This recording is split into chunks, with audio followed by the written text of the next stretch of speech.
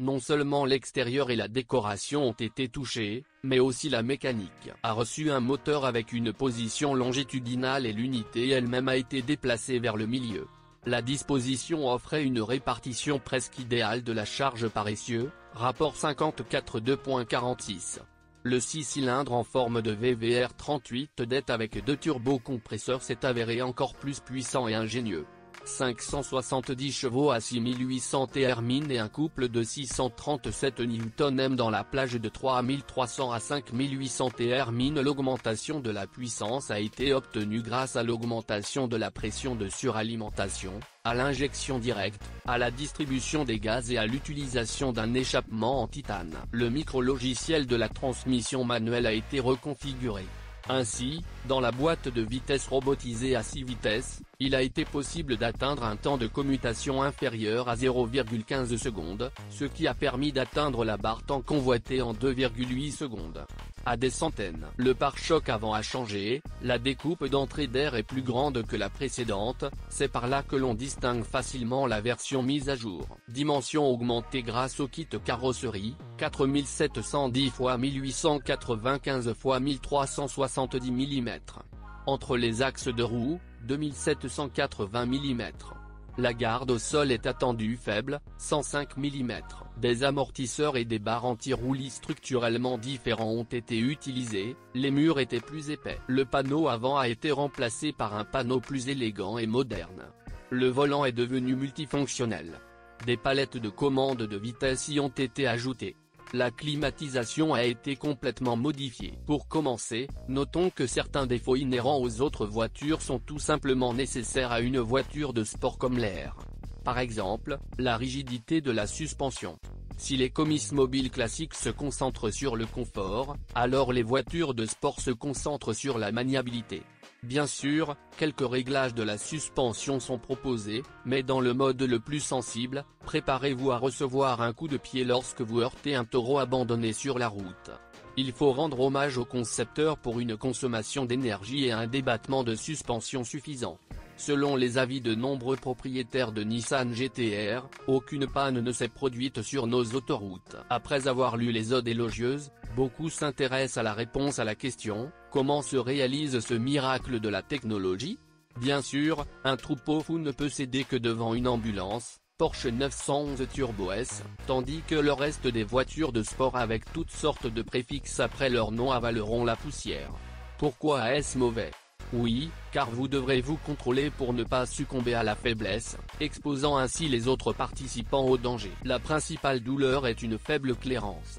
Comme les autres coupés sport, avec un tel dégagement, les embouteillages ou les embouteillages sont inévitables lors du franchissement d'obstacles couchés. Les rouleaux de 20 pouces sauvent un peu la situation, avec laquelle il n'est pas si facile d'entrer dans un trou, mais pour surmonter les bosses de la route, ils ne font pas beaucoup de différence. De plus, les roues larges peuvent jouer une blague cruelle lorsque vous vous retrouvez dans une ornière à grande vitesse. Et beaucoup de gens connaissent le caractère défoncé de nos routes. Vous ne pourrez pas non plus calmer vos nerfs avec une cigarette.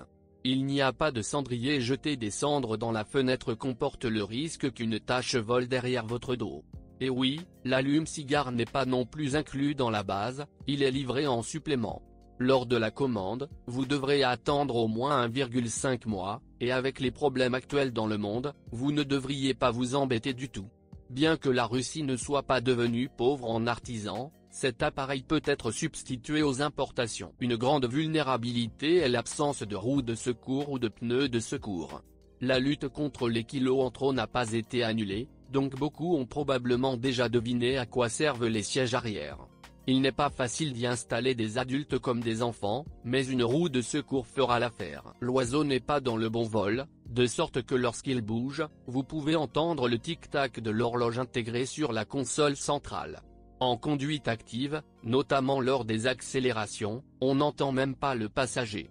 C'est comme un mécanisme unique, ou plutôt un tas de boîtes de conserve attachées par derrière au cortège nuptial.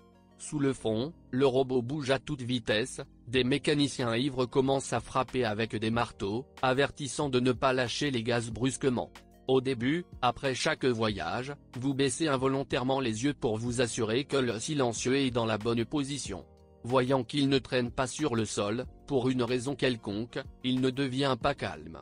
Vous vous calmez en pensant au fonctionnement bruyant de diverses vannes. Les palettes de changement de vitesse au volant standard sont une option absolument inutile, surtout dans cette conception.